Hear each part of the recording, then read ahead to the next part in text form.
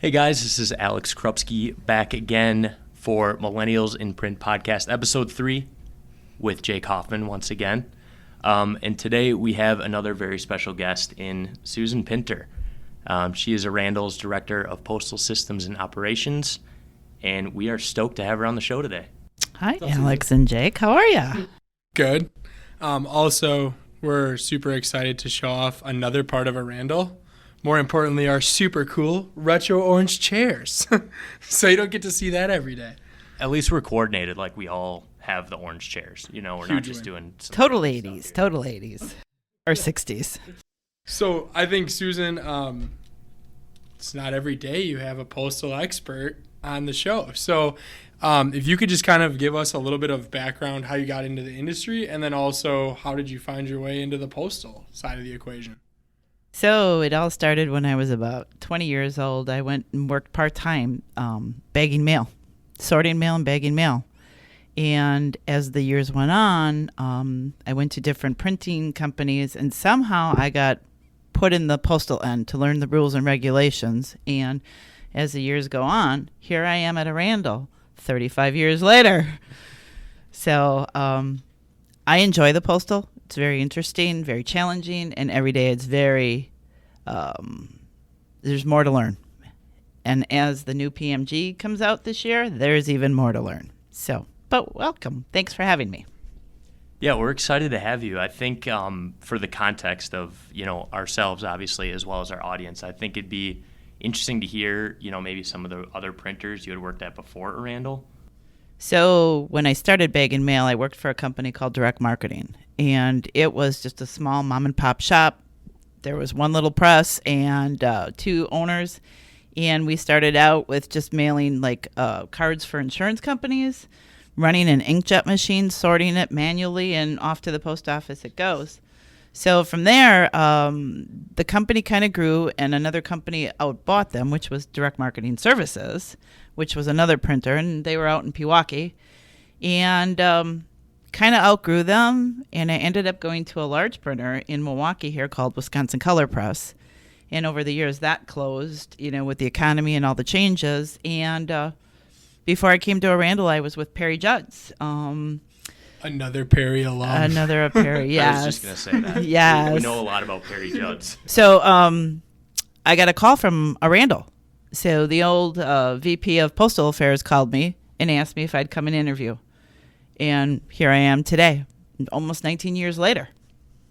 It's crazy. I think we've heard similar stories about Perry Judds too, and just like the culture there. I think there's some similarities between Perry Judds, what Perry Judds was, and what Arandell maybe is now. I think it's part of just carrying over some of the people that were there probably. Yeah, there's several of us. Yeah, I feel like more than several, yeah. So what was it about Perry Judds back in the day that I just hear everybody talk so positively about it? What it was a beautiful building. It was out in Waterloo, and it was a bigger company for me at the time, and I actually was only there about 7 months before I came to Arandell. Oh, interesting. Yeah, and so and what's kind of funny is a funny story is where I parked, because I carpooled with a couple of people because it was an hour away from home. Brad Hoffman, I actually parked next to Brad Hoffman in the basement of Perry Judds. So, and here we are, 18, 19 years later. How funny is that? Yeah, Brad Hoffman. I don't know. Never heard of him. Jake knows nothing about Brad, Yeah. obviously. Hoffman. No, it's crazy to hear some of those stories, I think, from back in the day a little bit too, and just to see where things have come now. So, I mean, talking about where things have come or where they used to be and where they are now, like what really are some of the biggest industry changes you've seen in kind of your realm? Well, I think, when I started out, things were more manual. Everything you did was manual. You looked at zip codes, you sorted them, you put a sticker on them, and today everything's with a barcode. I mean, the barcode tells the post office everything about the mailing. This is where you live, this is, the zip code. So I think it's the automation that has kind of moved everything along. It's not, even the Postal Service has a system called the scorecard for a mailer. And you don't even have a clerk on site anymore. the scorecard tells the Postal Service everything you're doing about your mailings. So it's a big change from 20 years ago. I guess one of the other things, that has kind of recently come out is it seems like, and maybe I'm just interpreting this completely wrong, but it seems like one postmaster will come in, make some changes or try to do things one way. Then the next postmaster will come in, try to do some things, a completely different way. And it seems like at times almost like a disjointed effort. It is. So how, I guess from my perspective, like, do you see there being an advantage of having it be more of like a committee type of thing, or how do we as like mailers advocate and try to change some of maybe the rules and regulations that are getting into place? Well, it's all governed. And I think the new PMG that just came in last September or so, he's different. He has no postal background. His background is all logistics. So he's coming into this company that's very driven by mail. And in his world, he's more logistics. How do the trucks move? Let's kind of make the business work like a business instead of the Postal Service. So he's different, and it'll be interesting to see what happens with his 10-year plan and different things he wants to do. Yeah, so like talking about the 10-year plan, like were there any things in particular that like kind of jumped out to you, or were there things you're like, whoa, what's... Well, I think there's a few things. One would be the logistics end of it. So like with delivery with first class mail. Sure. So first class mail, I mean, a lot of it goes in planes and even in marketing mail. Well, the PMG wants to make it more surface. He wants to get the trucks out on the road. I think that's one thing. He wants to see that part of the Postal Service change. So I think with that and, the rate structures they're talking about, they're very focused on packages. So years ago it was, it's the mail. And this PMG is making packages a big focus of the Postal Service right now. Yeah, it's interesting. I think, speaking on behalf of other audience members, maybe like myself, that have not been in this industry as long, it's a little bit complicated. It's very complicated, yeah. And not even just on the postal side, but all around. There's complications. There's a lot going on. Well, and I think right now there's especially a lot going on, between the 10-year plan, they want to increase rates, they want to change service standards. I mean, there's all of this going on at one time. They even want to take some of the classes of mail and put it into a different bracket. So we have, what we do is market dominant. See, they want to put it into competitive. So we have a couple mailers that are going to be impacted by this because it's going to be treated like a parcel and the rates are going to go astronomically high. So I think this PMG is really, he's stirring the pot all over the place. I mean, industries, there's petitions going out there. There's the associations are getting together. They're trying to fight things, but he's charging forward. Yeah. Can you talk about maybe some of those organizations that you're involved with on the postal side and sort of what their role is with sort of the post office? So there's a couple of things. So we got Postcom. So Postcom Association is an association for mailers. Mail owners, mail service providers, logistics people. They get together and they try to work very closely with the Postal Service to try to help improve some of these things. Okay. There's also MTAC, so the Mailers Technical Advisory Committee, which is kind of run by the Postal Service. Mm-hmm. And the industry, you get to be part of this MTAC association and you work closely with the Postal Service. So over the years of, as things change in the post office, the Postal Service normally involves the Mailers Technical Advisory Committee. We're involved in that. We know what's going to happen. Okay. This year, with everything that's changed, there was no engagement with the industry whatsoever. Wow. So the PMG just kind of moved forward with it.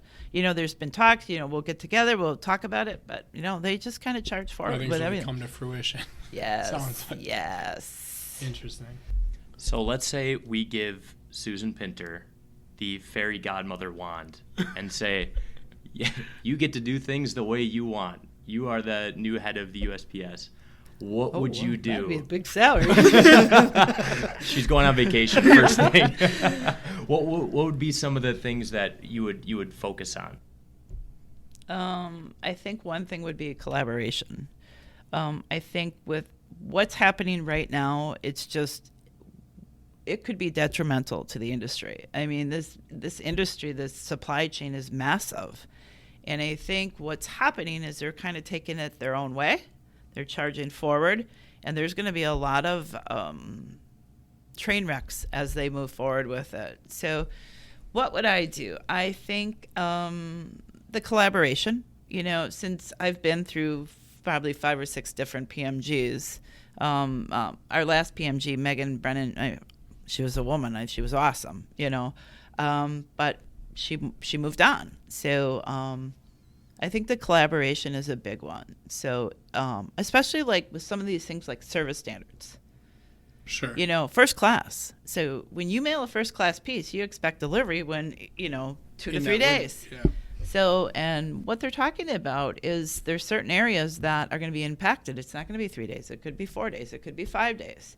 So some of these mailings the postcard mailings, that you want to get them out in the mail right away, they're going to be impacted. And it could hurt a lot of businesses. And I think what might be tough is if there isn't a set standard, how are brands going to manage or plan accordingly? Right. Especially with like sales and those. It's very hard right now because nobody knows which way it's going to go, and then even with the rate increase, they're talking if they file it in May, it could be mid-August, end of August, it goes into play, 5-7%. It's going to be a lot. And if that rate case kind of goes through, because obviously you've seen these rate increases happen before. What is the typical mailer response? Is it to mail less? Is it to mail? The circulation will decrease. Okay. There was a big rate increase. It's going on to, was it 2009, 2010? I mean, it was like a 12-15%. I mean, the volume went down. I mean, and we try to achieve everything we can to get the lowest rates. But, if you don't have that in your budget, it's going to be hard to absorb all that. And do you think that brands will, drop page counts further, or you think it's just, or look at maybe different formats so that they're not in? It could be a combination of both. I mean, they could try to go, these catalogers that are over the 4-ounce rule. Maybe they're going to, reduce the page count to get under a per piece cost. Will they go to letter mail? Don't know. I mean, that's going to take a hit too. So it's going to be a challenge. It's going to be a challenge. But one thing I will say is I think we need to encourage our sales, our customers, make comments to the post office. Let them know what's going to happen. I mean, the more that they hear from everybody, I mean, not saying anything's going to change, but they need to hear the voices of everyone. And we talked about that a little bit in our last episode with Steve too. Is this industry to me feels different in the fact that there is collaboration across customers, across competitors, with vendors to customers and things like that. I think that's something interesting. I don't know if you feel the same way, that it's a more collaborative industry than maybe others. I will say from a postal standpoint, we get together and I sit with our competitors. And we talk strategies about what could be changed at the post office. It's not like it's secretive. I mean, we all can do what we can do. We're all kind of fighting the same fight. Yes. Yep. I mean, so we sit down and we kind of talk about, what can we do to improve things? And, I mean, with COVID, I mean, we haven't been together in a year now. I mean, you can get on the Zoom calls, but it's just not the same. Yeah. It's not the same. So, Alex, one of the things you talked about was what can we do to help with our customers with this rate increase? And, there's a couple different things we can do. We can kind of give them guidelines on, if they reduce their page counts, they can get under that 4-ounce rule. They can participate in the postal promotions because that goes through the whole year, and there's different promotions behind that. That's 2% of their mailing. Yeah. They get a discount, so I think that's one thing we could encourage. And I think just really working with them to try to keep things automated. Making sure their databases are good and their lists are good. And then, and the other thing, yeah. And then, and work with them. So, and also too, I think one thing that would be good for our customers too, the Postal Service has a system called EPS, and that's a way to pay their postage in an automated environment instead of having to cut a check, having to mail it. So we're saving costs by doing that. I think engaging our customers in the EPS account would be fabulous Yeah. One of the things I was going to ask you about too, and actually we brought it up with Steve too, is obviously I'll call it traditional print customer looks a lot different today than it did, even 5 years ago maybe. So are you finding yourself having to do a lot more like education? Yes. So the customers nowadays, so you go back 5 years, 6 years ago, the majority was retailers. That has changed a lot. So, and a lot of these new customers, it's just like teaching them, ABCs of Postal. And, Postal can be over the top crazy. So teaching them just even what a permit is and, and how to pay postage with a permit. And it's a different breed. Are you seeing a little bit of like shock when customers first like experience, like all of a sudden a storm hits and where's my mail, or are you seeing sort of like kind of an atypical reaction to some of the? I think, when the newer customers or not so educated customers, when the mail's out for delivery and we say we took it to the post office on this date and they're expecting it to deliver the next day, it just doesn't work like that. So, and I think it's the education of just telling them, we took it here and, anticipate service standards in 3 to 5 days. But with the crazy stuff at the Postal Service, it gets delayed lately, and it's hard for a new customer to understand that. This is what's been happening. Delivery just isn't like it was. Yeah, and especially it's like we hand it off, and then it's like... Yeah. Yeah, but so the one thing we do have, though, with the delivery and stuff, so we have on every book, there's a barcode. It's got a unique serial number in it. We have a data upload to our system every day, so customers can go on our site and see the tracking of their mail. They can see where it's at and if it anticipated out for delivery the following day. So that's something as an added value we provide our customers. So I think what you're kind of getting at is what we talked about before, is that things are complicated. They're getting more complicated, but there also are more tools and more technology to assist them with that. Absolutely. And make that kind of known that, okay, yeah, there is this storm, but here's your mail. We know where it is. It's not just lost. Right. And and as I work with these newer customers coming in, we'll schedule a webinar. And so the webinar may start out to be just setting them up on EPS. And before you know it, we're going into tracking, delivery, and the whole gamut. The whole lesson plan. Yes, from Susan Pinter. The ABCs. Yeah, the ABCs, yeah, exactly. Postal. Yeah. So I think we can circle back on the postal promotions a little bit, because I think that's kind of a compelling reason or compelling program to take advantage of. How has that kind of changed over the last couple of years? Because again, new technology, VR, AR, things like that. Right, and I think the postal promotion. So every year, the mail owner will they have accomplished everything that you have to do for these requirements. So the next year, the Postal Service may add one little bit more difficulty to that. So it's just paying attention to what they want. So one of the things is what the mobile shopping. You put a QR code on your book. You have that QR code tied to a URL. You can go on there, and the customer, when they get their book in the mail, you put your phone over it, you read it, and you go to their website and purchase something.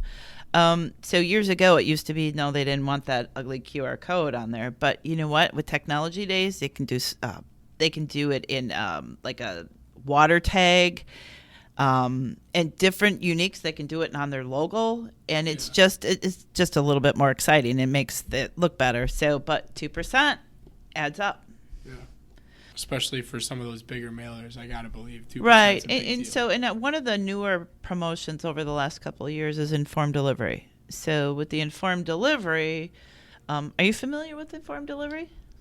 I am, but I would like to know more. I've written blog posts about it, but I think you could fill me in a little bit better. So informed delivery is a program the Postal Service has. So what it is you go onto their website, you sign up for it. So you go on there, put all your information in, and what'll happen is your mail going to Jake Hoffman. Yeah.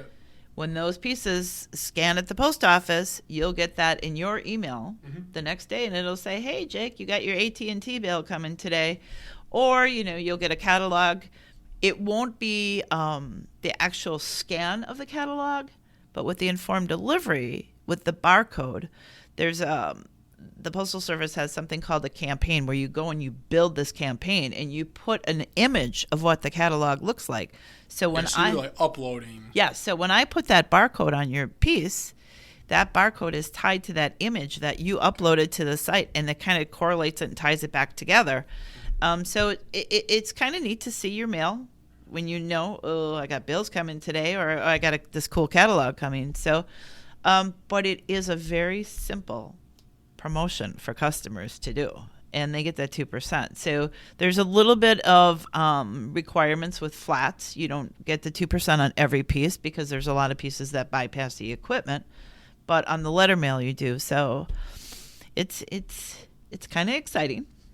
Yeah, I actually am like signed up for informed delivery, and when I found it was like really helpful was when I was traveling a lot, obviously pre-COVID, because I could know what's coming in, or even like I think they do packages too. They're starting to, yeah. Mm-hmm. Yeah, so I think that was really nice to know, because then I could let someone know, hey, do you mind just throwing that in my house or whatever. So now I'm gonna tee this up in a really weird way, so just stick with me here, guys. Okay. Audience at home. Susan was our latest team member spotlight for the month of April. I will say that. So kudos to Susan.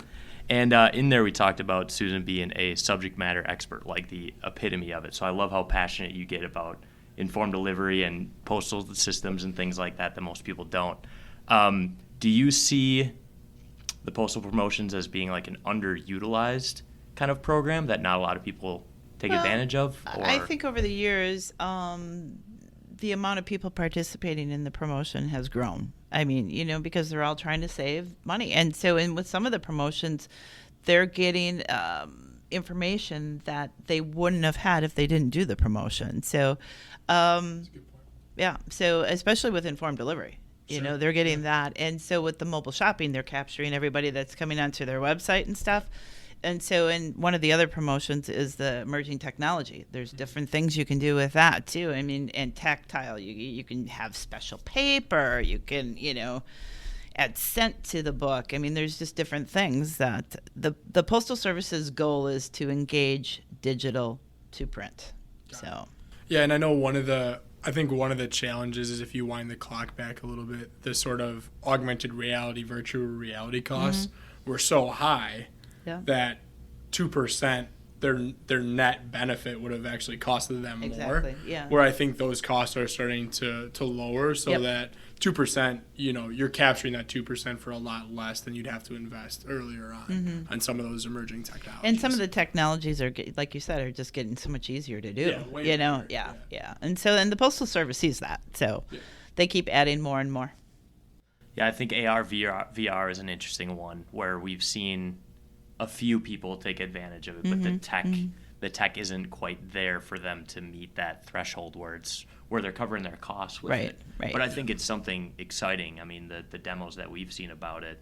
I think the technology is still emerging in that realm, but you just envision a future at this point where you can see some of the benefits of it that it could have for end consumers. So, and you know what? We should do a plug for promotions. We should do a video on that, or a podcast or something on promotions. This is it. We're doing it. Yeah. We'll just cut this. I mean, apart. to get into the weeds. So, yeah. Susan, I know we want to be conscious of everybody's time here, but I think so. We're kind of starting to wrap up the show.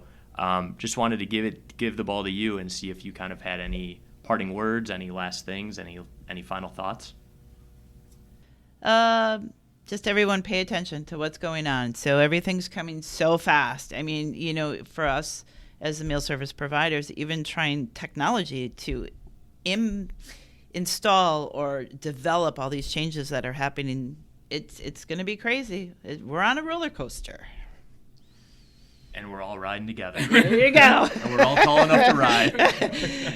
Well, get out your magic wand, Susan. The fairy godmother wand. Fairy Yeah. godmother wand. Well, thanks again, Susan, for joining us on behalf of Millennials in Print Podcast, Episode 3. Thank you guys for joining us. Thanks for having me. Yeah, no Absolutely. problem. Thanks again, and we'll see you guys in the next episode.